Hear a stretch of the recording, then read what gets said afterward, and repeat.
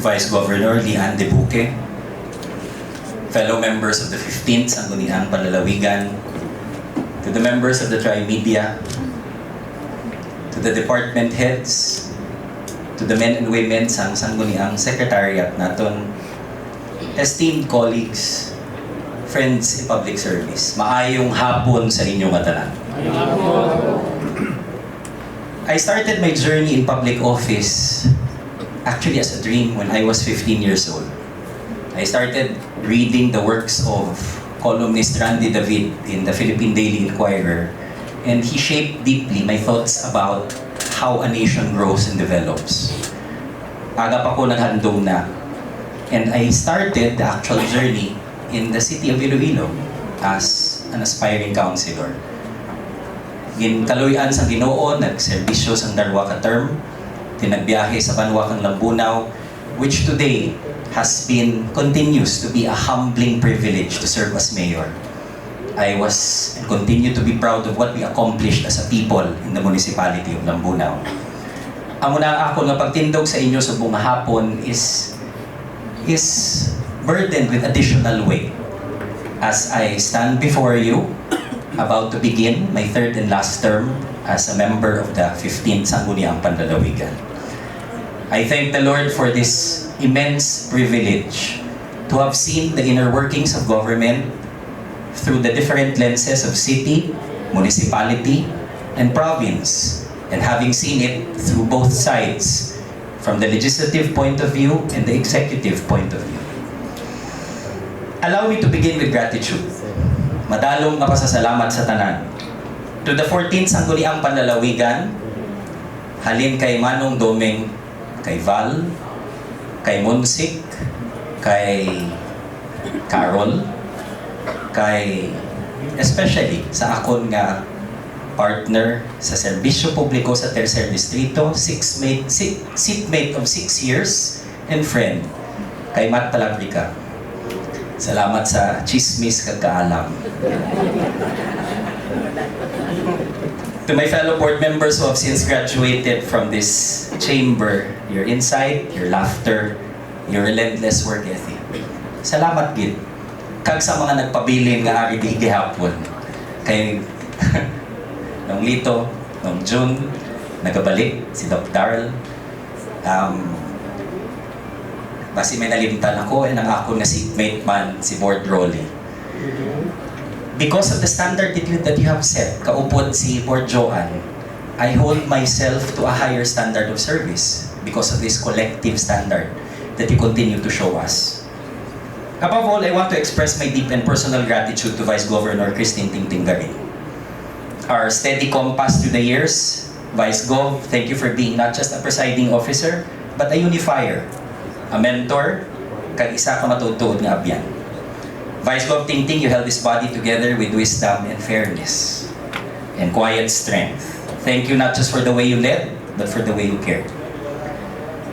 In the past 6 years, I've tried to be faithful to the people of the 3rd District, to the 9 municipalities, our 427 barangays, our hardworking mayors and barangay captains, and of course, to the people of the 3rd District.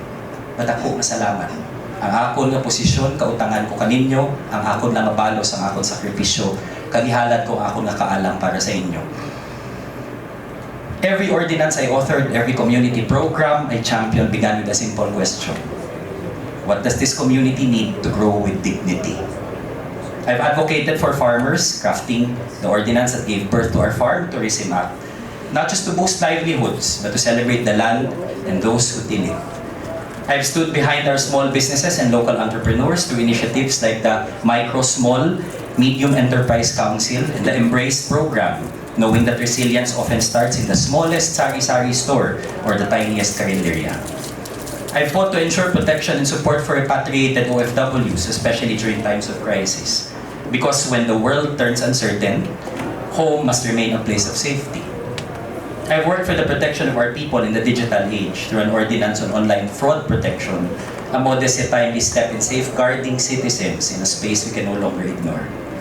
And through all of this, I remain committed to cultivating an environment where startups and innovation can thrive, especially those led by the young, the daring, sometimes the underestimated. And just recently, championing legislation that allowed for the passage of the first private-public partnership of the province of Iloilo, together with Panay Medical Ventures Incorporated and PhilHealth, by establishing hemodialysis centers in our 12 district hospitals and provincial hospitals, which will offer free dialysis services to thousands of residents in the province of Iloilo without having to go to the city. But there's one thread that has run quietly and consistently through all my years in public service. It's education. Long before I entered this chamber, I already worked with teachers, with school heads, with volunteer mentors, believing, as I still do today, that the real work of transformation begins in the classroom.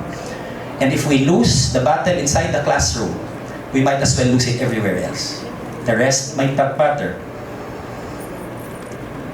And yet we know the reality. Too many of our children still do not know how to read. Learning poverty in the Philippines is 90%. In the province of Iloilo, it is 70%. 70% of our children cannot read at the grade level where they're at. Too many of our children cannot understand, and many fall through the cracks, not for lack of intelligence, but for lack of support.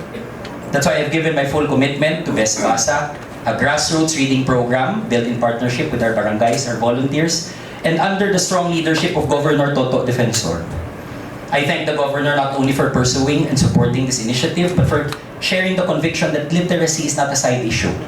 It is foundational. The goal is simple, and it is bold: to build a province of readers. A place where every child has the chance to read, to understand, and to imagine, to dream for himself or herself and her family. Where literacy is not a privilege, but a birthright. Because when a child learns to read, the world opens up.